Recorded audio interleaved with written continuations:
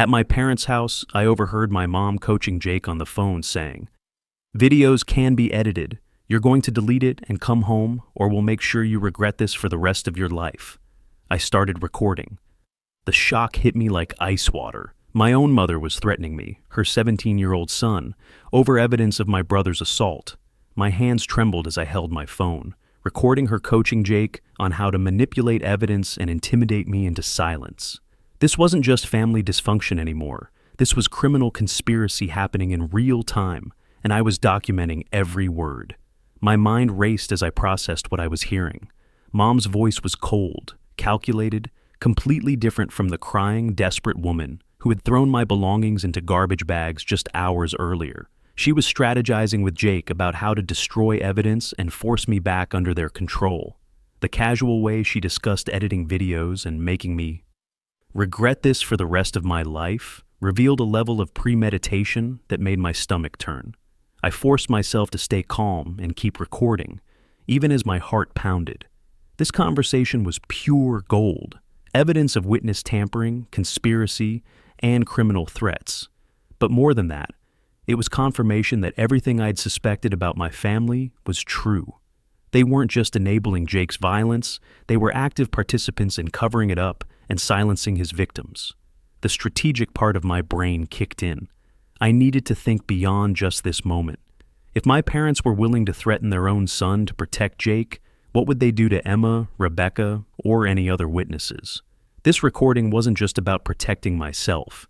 It was about documenting a criminal conspiracy that could help law enforcement build a comprehensive case against my entire family. As I listened to my mother's threats, I realized I had stumbled onto something much bigger than a single assault case. This was evidence of a systematic pattern of cover-ups, and I was probably the only person positioned to document it from the inside. My years of being dismissed as the sensitive little brother had actually given me unique access to my family's criminal activities. Access that could now be weaponized against them. What my parents didn't know was that their decision to throw me out had actually freed me from any loyalty I might have felt. I was no longer their son trying to protect family secrets. I was now a witness with nothing to lose and everything to gain by exposing the truth.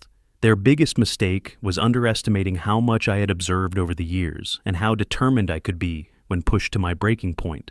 My background as an honors student with a 4.2 GPA had taught me research and documentation skills that my family never recognized. I'd been accepted to 3 universities with partial academic scholarships worth $47,000, $52,000, and $38,000, respectively. Achievements my parents had barely acknowledged because they didn't compare to Jake's football glory. But those same analytical skills that impressed admissions committees were now being applied to building a legal case against my own family.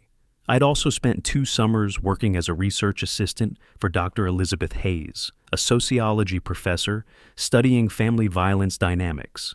She paid me $15 per hour to help organize case files, transcribe interviews, and analyze patterns in domestic abuse cases. Through that work, I'd learned how abusers operate, how enablers function, and most importantly, how to document evidence that would be admissible in court. Dr. Hayes had often praised my attention to detail and my ability to spot patterns that others missed. My personal financial situation gave me another crucial advantage.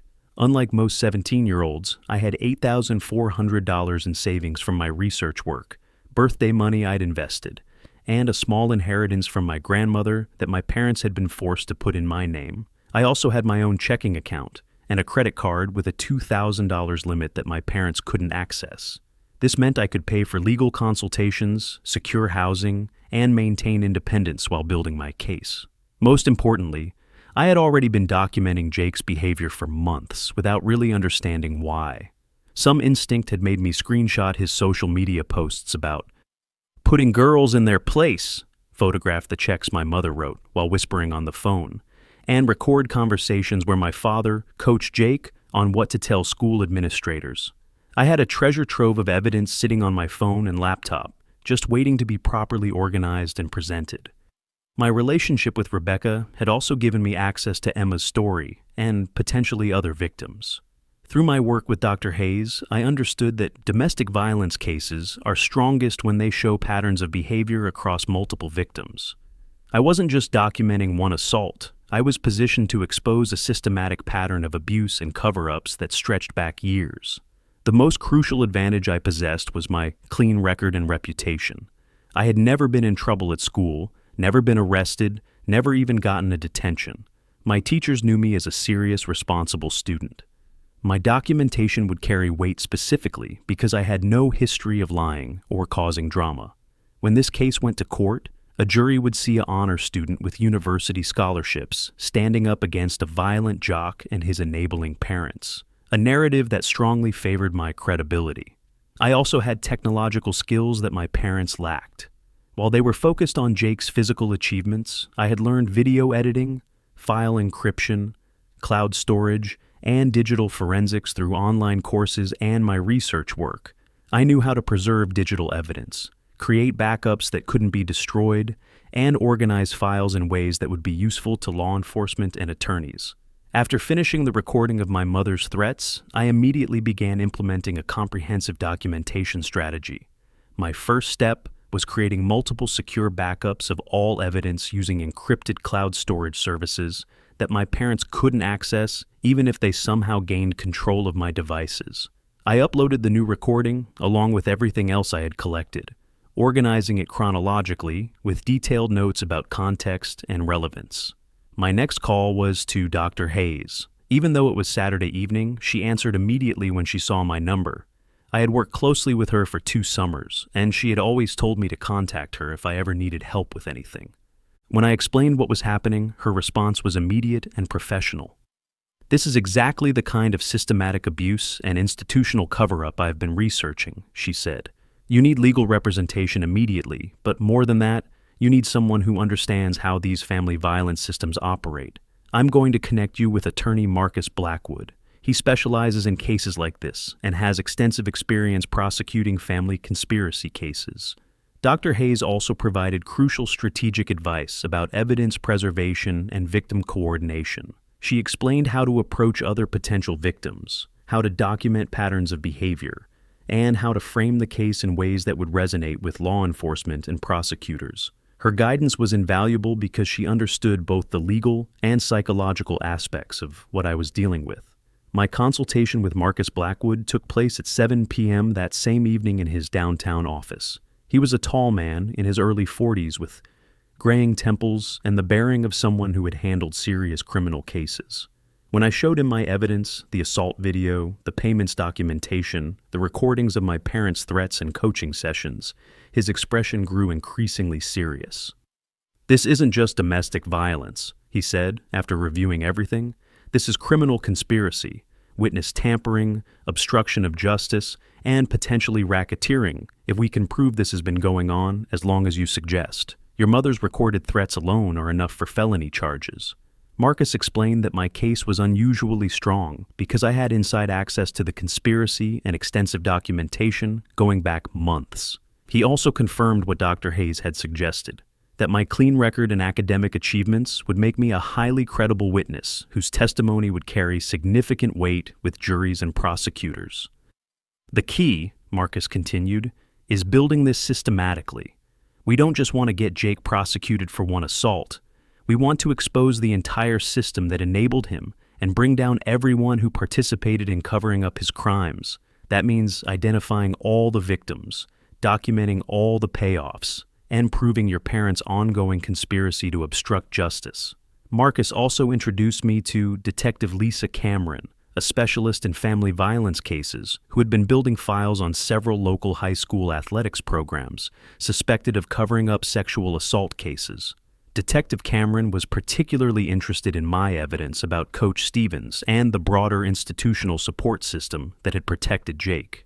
The coordination between Marcus and Detective Cameron revealed that my case could be part of a larger investigation into corruption in the local school district and police department. Several other families had reported similar patterns of cover-ups involving student athletes, and my documentation could be the key evidence needed to expose the entire network. My strategic planning session with Marcus and Detective Cameron lasted until nearly midnight. We developed a comprehensive timeline for evidence gathering, witness interviews, and legal filings. The plan involved reaching out to Jake's previous victims, documenting the financial conspiracy, and building a case that would result in federal charges rather than just local prosecution. The next phase involved systematically reaching out to other victims while continuing to gather evidence from my unique position inside the family. Emma was crucial to this effort because she had maintained contact with several of Jake's ex-girlfriends and could approach them in ways that law enforcement couldn't. Working with Emma, Rebecca, and Detective Cameron, we reached out to Megan Fuller, Jake's girlfriend before Emma. Megan had transferred to a private school junior year after what everyone assumed was a family financial decision. When Emma contacted her, the truth came out immediately. My parents used the $50,000 check your mother wrote to pay for my transfer and therapy, Megan revealed during a recorded phone call. I was so traumatized after what Jake did that I couldn't even be in the same building with him. The school administration knew what happened, but they said there wasn't enough evidence to press charges. Megan's willingness to speak publicly opened the floodgates. Over the next week, we identified 6 additional victims spanning 3 years. Each had been assaulted by Jake, and in 5 cases, payments had been made to ensure their silence and cooperation. My mother's meticulous record-keeping, which she had thought would protect her, actually documented a clear pattern of criminal conspiracy.